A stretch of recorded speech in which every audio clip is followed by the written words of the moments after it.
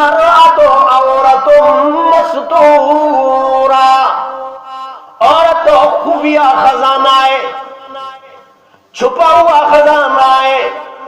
اب یہ چھپا ہوا ہے تو عورت ہے، جب یہ ظاہر ہو جائے، یہ عیاں ہو جائے تو وہ عورت نہیں بنتی ہے۔